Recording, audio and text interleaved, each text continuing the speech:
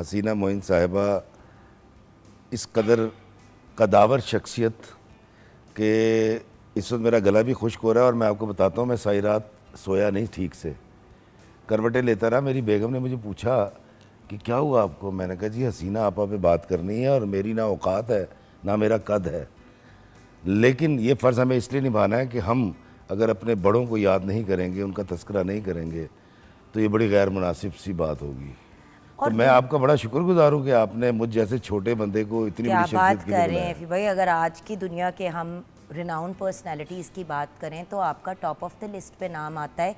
क्योंकि भैया एक और बात बताऊं, हाँ शायद कोई ज़्यादा सोशल मीडिया की फॉलोइंग वाला बंदा हो जो आ सकता था, लेकिन बात भी तो करनी आनी चाहिए ना। देखें, हम लोग इतना ज़्यादा सोशल मीडिया के पीछे और फॉलोइंग के पीछे भागते हैं कि हम ये भूल जाते हैं कि क्रेडिबल लोगों को बुलाना ज़रूरी है क्रेडिबल पर्सनालिटीज़ के बारे में बात करने के लिए। अब हम हसीना जी के बारे में बात कर रहे हैं, उनके ड्रामे के 2 गाने हम लोग कोई मतलब किसी सिंगर से गवा लें और आपस में ही हा कर लें तो मैडम को ट्रिब्यूट नहीं पेश किया ना। लोग जानना चाहते हैं कि हसीना मोइन की पर्सनैलिटी कैसी थी, उनके प्रोफेशनल एथिक्स कैसे थे, वो थी कैसी। काम तो सब ने देखा हुआ है, तो इससे बात का आगाज़ करते हैं सर। प्रोफेशनल एथिक्स और उससे बढ़ के उनकी पर्सनैलिटी कैसी थी?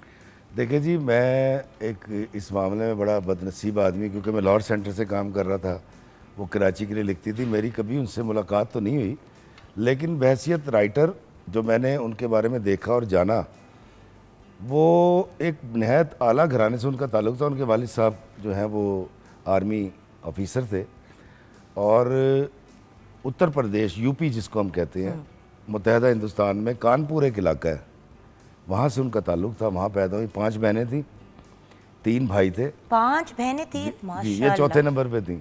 मैं सदके। तो इनके घर के अंदर 2 चीज़ों का बड़ा ज़ोर था। वो कहती हैं कि क्योंकि रहाइश बड़ी थी और नौकर चाकर थे घर में, आसाइशें थी उस दौर में भी।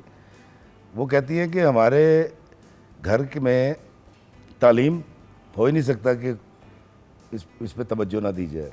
दूसरा, नशिस्त व बर्खास्त, मतलब कि वो अगर खाते हुए यहाँ से चावल यहाँ कुछ लग गई है ना दाल, तो अम्मा कहती थी कमरे में जाओ अब खाना नहीं मिलेगा, तुम्हें तमीज़ नहीं है खाना खाने की।